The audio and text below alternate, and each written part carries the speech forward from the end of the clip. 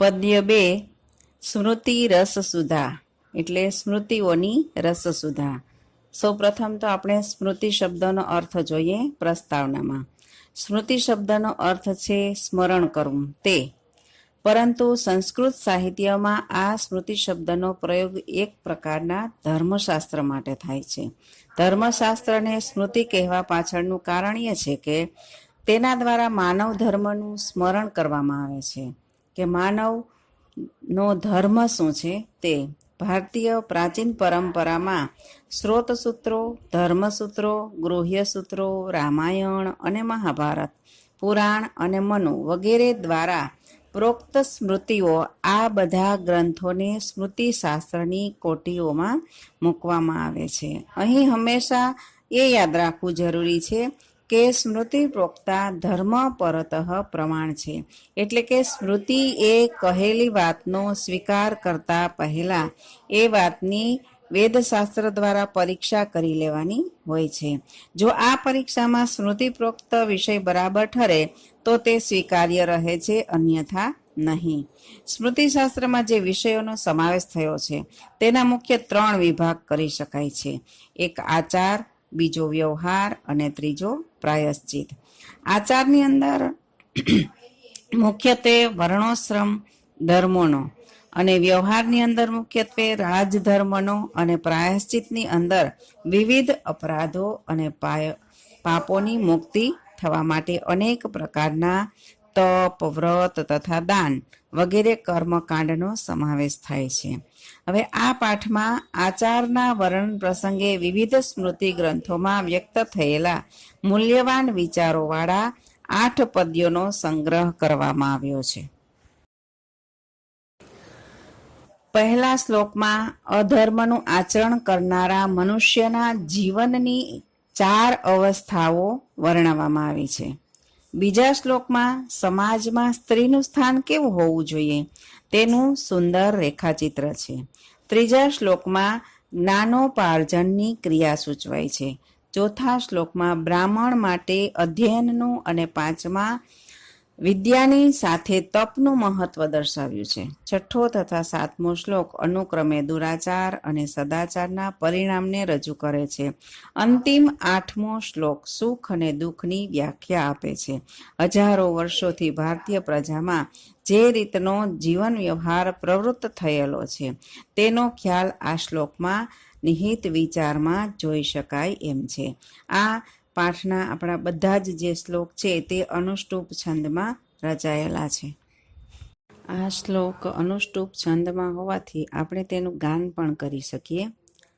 અધર્મેણેન્દતે તાવત તતો ભદ્રાણી પશ્યતિ તતઃ સપત્નાન જયતિ સમૂલં તુ વિનશ્યતિ સદા પ્રહષ્ટ્યા ભાવ્યં ગૃહકાર્યેષુ દક્ષયા સુસંસ્કૃતોપસ્કરયા વ્યયયે ચામુક્ત હસ્તયા.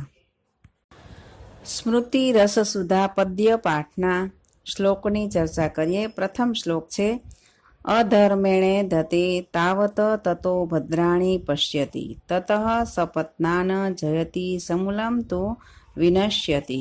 હવે એનો અન્વય જોઈએ તો અધર્મેણ તાવત એધતે તત ભદ્રાણી પશ્યતિ તતઃ સપત્નાન જયતિ તુ સમૂલ વિનશ્યતિ.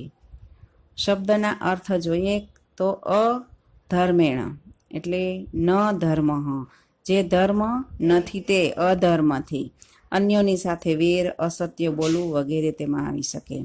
અધતે એટલે વધે છે અને ભદ્રાણી એટલે કલ્યાણને, હિતને, પશ્યતિ એટલે જુએ છે, સપત્ના ન શત્રુઓને, જયતિ એટલે જીતે છે, સમૂલમ એટલે મૂળ સહિત સમૂળગો, તતઃ તે પછી, વિનશ્યતિ એટલે નાશ પામે છે. શ્લોકનો અનુવાદ જોઈએ. અધર્મથી પુરુષ પહેલા સમૃદ્ધ થાય છે. અધર્મ હોય જેમની પાસે, છતાં પણ તે સમૃદ્ધિને પામતો જાય છે. પછી તેનું કલ્યાણ પણ થાય છે, એટલે કલ્યાણને જુએ છે. પછી શું થાય છે તો કે પછી શત્રુઓ પર એ વિજય મેળવે છે. અને છેવટે શું થાય છે તો કે છેવટે સમૂળગો એટલે કે પરિવાર સહિત એનો નાશ પામે છે. આ શ્લોકમાં અધર્મથી વર્તનાર પુરુષને છેવટે શી ગતિ થાય છે? તો અધર્મથી વર્તનાર પુરુષ પ્રથમ તો ઉન્નતિ કરે છે, પછી કેટલા દિવસો સુખ ને સમૃદ્ધિમાં વિતાવે પણ છે, અને પોતાના શત્રુઓ પર એ વિજય પણ પ્રાપ્ત કરી લે છે. પરંતુ છેવટે શું થાય છે તો કે તેનો સર્વનાશ થાય છે. હવે એમાં આ સમીક્ષાત્મક નોંધમાં પ્રશ્ન આવે છે કે અધર્મ આચરણનું અંતિમ પરિણામ શું આવે છે? તો એમના વિશે આપણે ચર્ચા કરીએ તો કે અન્યો સાથે શત્રુતા, અસત્ય વાણી, વિલાસ વગેરે અધર્મ આચરીને મનુષ્ય પહેલા તબક્કામાં એની ઉન્નતિ કરે છે, એટલે કે તે દ્વારા સુખ સમૃદ્ધિ પ્રાપ્ત કરે છે. પોતાના જીવનના કેટલાક દિવસો સુખમાં વિતાવે છે. ત્યારબાદ બીજો તબક્કો આવે છે, અને બીજા તબક્કામાં તે પોતાનું કલ્યાણ જુએ છે. સ્વજનો, નોકર, ચાકર, ધન, ધન્યાદી સમૃદ્ધિથી એ કલ્યાણ જુએ છે. આનાથી આગળ વધીને પોતાના દુશ્મનો અર્થાત જે સજ્જનો ઉપર એ વિજય પણ પ્રાપ્ત કરી લે છે. આ પ્રમાણે અધર્મનું આચરણ કરનાર મનુષ્ય આ 3 તબક્કાઓમાં કોઈને પણ અચરજ થાય એવું સુખી જીવન જીવી શકે છે. પરંતુ જ્યારે એનો ચોથો તબક્કો આવે છે ત્યારે ચોથા અને અંતિમ તબક્કામાં તેનો સમૂળગો વિનાશ થાય છે. એટલે કે અધર્મ આચરનાર મનુષ્ય પહેલી 3 અવસ્થાઓમાં ભલે સુખ ભોગવતો હોય, પણ એને યાદ રહે કે અંતે તો તેનો સર્વનાશ જ થવાનો છે. બોધ એ છે કે અધર્મ આચરનાર વ્યક્તિ ક્યારેય પણ સુખી થઈ શકે નહીં. અધર્મી મનુષ્ય થોડા સમય માટે ભલે સુખમાં દિવસો પસાર કરે, પરંતુ અંતે તો તેનો સર્વનાશ થાય છે. આથી સર્વનાશથી બચવું હોય તો અલ્પકાલીન સુખને જોઈને અધર્મનું આચરણ કદાપી ન કરવું જોઈએ. સમૂલમ તુ વિનશ્યતિ, આ વિવરણાત્મક નોંધ આવે છે, એટલે કે સમૂળગો જ નાશ પામે છે. આ શ્લોકમાં અન્યાય અને અધર્મથી જીવનાર મનુષ્ય છેવટે તો મૂળ સહિત નાશ પામે છે એમ દર્શાવીને કવિએ માણસને સુખી થવા માટે ન્યાયપૂર્વક તેમજ નીતિનું આચરણ કરવાનો બોધ આપ્યો છે. અધર્મીની સૌ પ્રથમ પ્રગતિ થાય, પોતાનું કલ્યાણ થાય, સુખના દિવસો જુએ, ત્યારબાદ પોતાના સજ્જન શત્રુઓ પણ વિજય પણ પ્રાપ્ત કરે છે. આમ તે સમાજમાં સૌ કોઈને આશ્ચર્ય પ્રમાણે એવું સુખી જીવન જીવતો હોય છે, પરંતુ અંતે તો તેનો સમૂળગો નાશ થાય છે. સર્વનાશથી બચવા માટે અલ્પકાલીન સુખને જોઈને અધર્મનું આચરણ ક્યારેય પણ ન કરવું જોઈએ. મનુષ્ય ચિરકાલીન સુખ માટે ન્યાય અને નીતિથી જ ધનોપાર્જન કરવું જોઈએ. ધનનો વ્યય ધર્મ માર્ગે કરવો જોઈએ. બીજો શ્લોક છે સદા પ્રહષ્ટયા ભવ્યમ ગૃહ કાર્યેષુ દક્ષયા સુસંસ્કૃતોપસ્કરયા યયે ચા મુક્ત હસ્તયા. એનો અન્વય જોઈએ તો સદા પ્રહષ્ટ્યા ગૃહ કાર્યેષુ દક્ષયા સુસંસ્કૃત ઉપસ્કરયા ચ વ્યયે અમુક્ત હસ્તયા ભાવ્યમ. શબ્દાર્થ પ્રહષ્ટ્યા એટલે આનંદિત, પ્રસન્ન રહેવું. ભવ્યમ એટલે બનવું જોઈએ. ગૃહ કાર્યેષુ એટલે ઘરના કાર્યોમાં. દક્ષયા કુળ, હોશિયાર. અને સુસંસ્કૃતોપસ્કરયા એટલે સુસંસ્કૃત એટલે કે જે સારી રીતે બનાવેલી સાધન સામગ્રી વાળી છે તે સારા રાચ રચીલા વાળી. વ્યયે એટલે વ્યયમાં, ખર્ચમાં. અમુક્ત હસ્તયા એટલે જેનો હાથ છૂટો ન હોય તેવી, એટલે કે જે સ્ત્રીએ ખર્ચનો પ્રસંગ આવે ત્યારે મુક્ત હસ્તા નહીં પરંતુ અમુક્ત હસ્તા એટલે કે કરકસરયુક્ત હાથવાળું બનવું જોઈએ. પોતાના પતિની આવક અનુસાર ધનનો કરકસરયુક્ત ખર્ચ કરીને બચત કરનારી હોવી જોઈએ. એનો અનુવાદ નારીએ હંમેશા પ્રસન્ન રહેવું જોઈએ. ગૃહ કાર્યમાં કુશળ, પોતાના ઘરની સુસંસ્કૃત સાધન સામગ્રીને સ્વચ્છ રાખનારી અને ખર્ચમાં કરકસરયુક્ત એટલે કે વધુ પડતું ધનનો ખર્ચ ન કરનારી હોય તેવું બનવું જોઈએ. સમીક્ષાત્મક નોંધ છે. નારીની સામાજિક સ્થિતિ વિશે સ્મૃતિકારના વિચારો.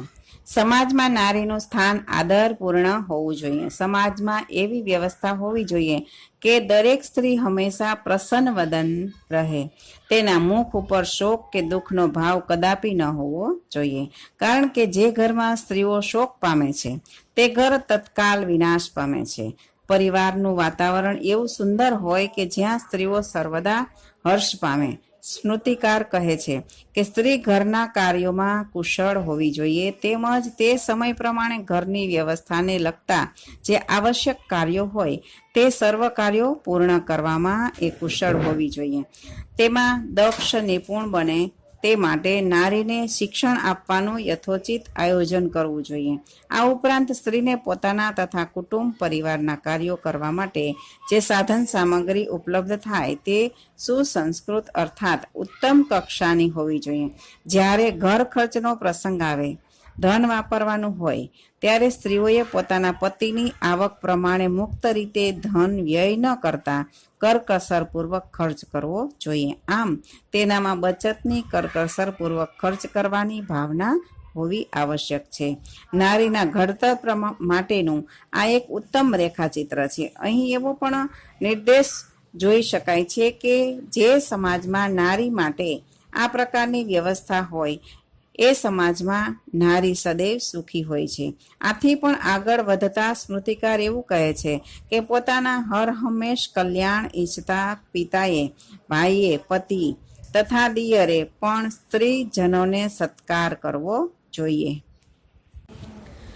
જ્યાં સ્ત્રીઓનું સન્માન કરવામાં આવે છે ત્યાં દેવતાઓ પ્રસન્ન થાય છે, પરંતુ જેમનું સન્માન થતું નથી ત્યાં સર્વ ક્રિયાઓ નિષ્ફળ નીવડે છે. આ શ્લોકમાં એક વિવરણાત્મક નોંધ પણ આવે છે કે નારીભિઃ સદા પ્રહષ્ટા ભિઃ ભાવ્યમ. સમાજમાં સ્ત્રીની સ્થિતિ કેવી હોવી જોઈએ તેનું શ્રેષ્ઠ શબ્દચિત્ર આ પંક્તિમાં આપવામાં આવ્યું છે. નારીના મુખ પર હંમેશા હર્ષ હોય એવી સામાજિક વ્યવસ્થા સ્થપાય તે સમાજની ઉન્નતિ માટે આવશ્યક છે. કોઈ પણ સ્ત્રી દુઃખી ન હોવી જોઈએ. બીજું કે સ્ત્રીઓએ ગૃહ કાર્યોમાં ચતુર બનવું જોઈએ. તે માટે તેણે શિક્ષણ લેવું અને તેમને શિક્ષણ આપવું અને એ પણ સુસંસ્કૃત સમાજ માટે આવશ્યક છે. શિક્ષિત સ્ત્રીઓ ઘર કાર્યોમાં, તેમના સંતાનોના ઉછેરમાં વધુ દક્ષ બને છે. પરિવારમાં સુમેળ ભર્યા સંબંધો સર્જાય છે. આ ઉપરાંત સ્ત્રીઓએ પોતાના કુટુંબ પરિવારના કાર્યો માટે જે સાધન સામગ્રી, વાસણ, રાચ રચીલું વગેરેને શુદ્ધ અને સ્વચ્છ પણ રાખવાનું કાર્ય કરવાનું હોય છે. તેમણે ઘર ખર્ચ માટે ધનનો વ્યય કરવામાં મુક્ત હસ્તા નહીં પરંતુ અમુક્ત હસ્તા બનવું જોઈએ. સાંપ્રત સમયમાં દેખાદેખી કે સ્પર્ધા કરવાનું ત્યજીને સ્ત્રીઓએ પોતાના પતિ પરિવારની આવક મુજબ જ ધન ખર્ચવાનો વિચાર કરવાનો રહે છે.